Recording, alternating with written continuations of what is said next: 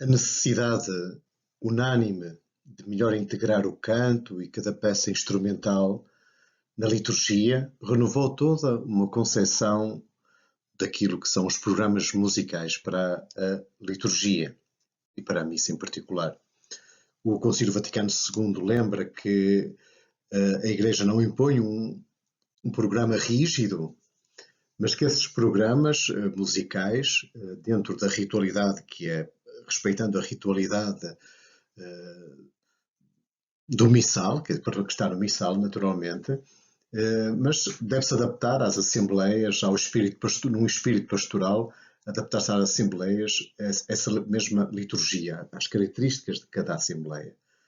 Portanto, há uma maior preocupação em integrar organicamente todos os textos dos ritos e dos cantos. Tudo deve estar harmoniosamente integrado.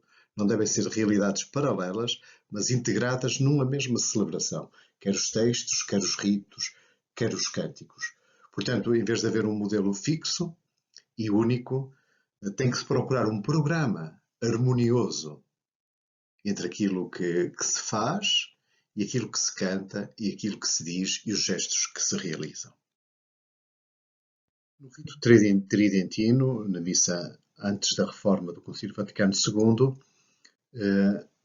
a música era uma coisa,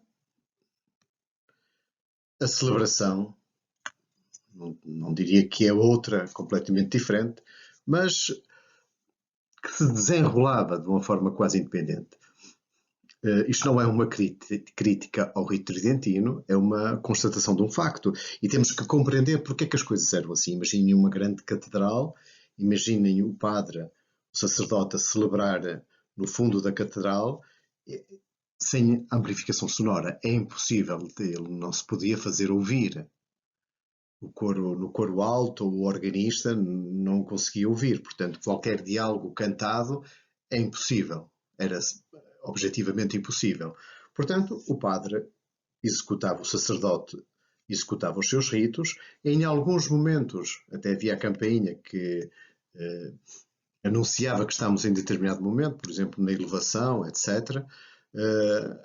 Havia uma comunhão entre as pessoas presentes e aquilo que estava a passar no altar, mas na maior parte das vezes não. Durante a maioria do tempo, aquilo que se passava no altar, apenas o celebrante estava à parte do que se estava a passar e dos textos que estava a ler, etc. E talvez, eventualmente, o diácono ou os ministros mais próximos. De resto, a maior parte das pessoas não ouvia, não sabia, não ouvia, porque era impossível, porque pura e simplesmente, na prática, era impossível.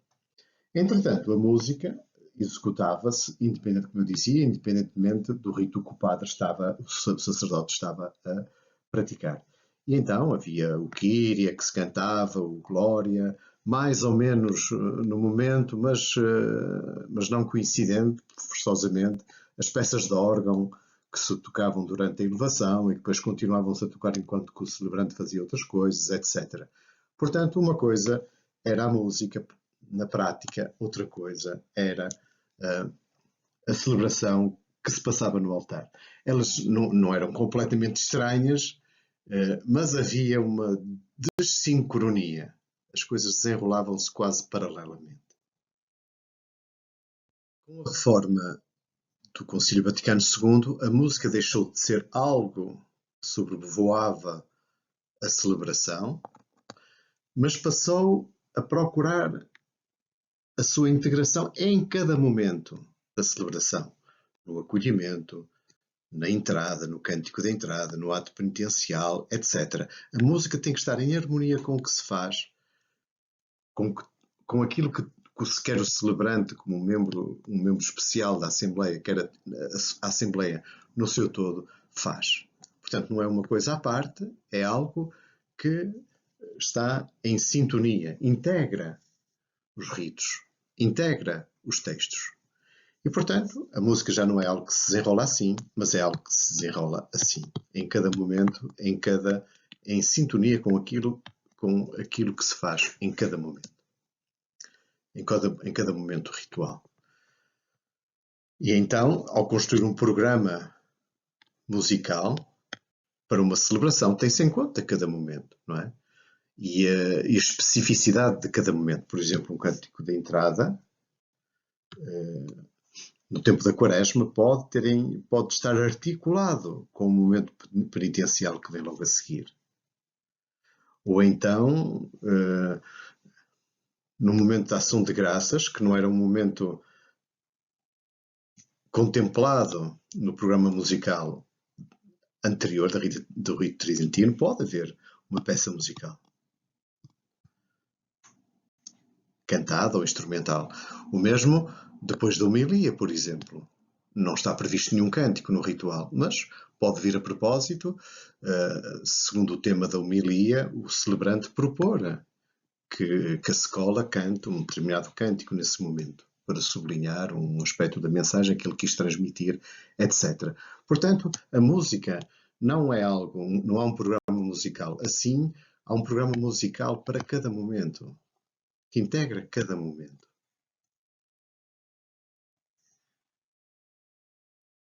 Temos aqui um exemplo que diz respeito à oração eucarística, em particular, ou à anáfora, que começa com o Senhor esteja convosco. Temos aqui, musicalmente, temos um diálogo que deve subir em intensidade até nos conduzir à aclamação do santo.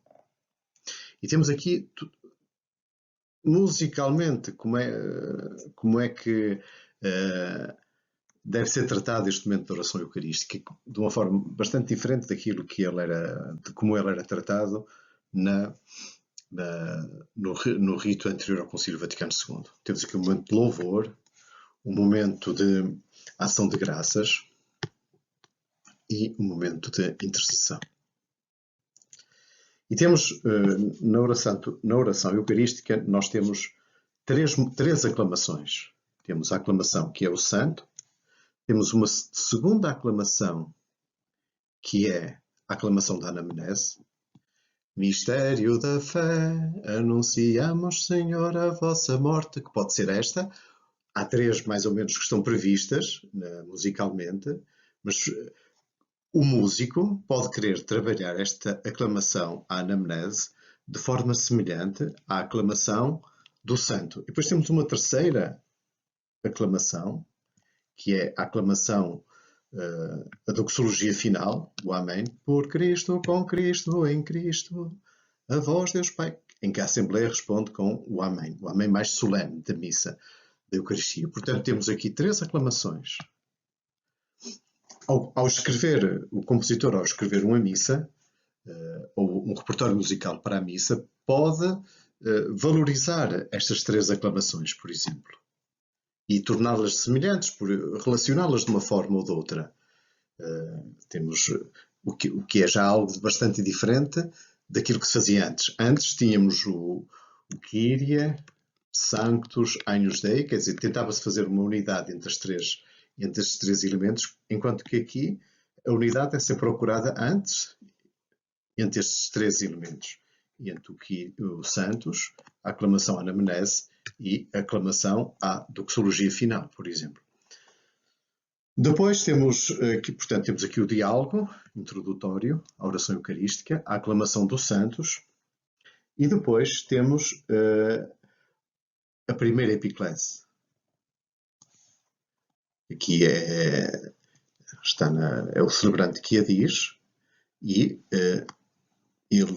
depois temos uma segunda epiclese depois da aclamação anamnese, que é enviai, Senhor, o vosso Espírito para que este pão e este vinho se tornem para nós corpo e sangue de Cristo. Depois temos aqui a narração da instituição, na noite em que ia ser entregue, Jesus tomou o pão, primeiro o pão, depois o vinho. E algumas orações eucarísticas prevêem, depois da consagração do pão, uma pequena aclamação, em particular a missa, a oração eucarística para as missas com crianças, e aqui também. Portanto, aqui podem estar perfeitamente duas aclamações. Uma aclamação após a consagração do pão, uma outra aclamação após a consagração do vinho. Depois temos aqui as intercessões, então, com a intercessão pela Igreja, pelo mundo e pelos defuntos. Lembramos, Senhor, dos nossos irmãos que partiram, etc. E depois a subida do ponto de vista da intensidade até à grande aclamação final. Portanto, temos aqui um programa, uma forma musical, que é muito diferente do tradicional Kyrie, Santos, Agnus Dei, do ordinário. Temos aqui os santos, mas aquilo com que ele se relaciona de mais perto é com a aclamação, a anamnese e com a aclamação a toda a oração eucarística, que é a doxologia final. Portanto, temos aqui com o Concílio Vaticano II e com o novo missal que decorre dessa reforma, temos novas formas musicais que podem ser trabalhadas, que podem ser descobertas, que podem ser exploradas do ponto de vista musical e não ficarmos só nas referências anteriores. Essas referências anteriores são perfeitamente válidas, não ficam invalidadas por isso, mas há novas coisas que podem ser trabalhadas e podem ser propostas à criatividade dos músicos. Em vez de, muitas vezes, infelizmente, em vez deste trabalho de descoberta de novas formas, de novos recursos musicais, nós entramos na introdução de repertório medíocre, de baladas e coisas assim que nada têm a ver com a dinâmica e com a estrutura da Eucaristia.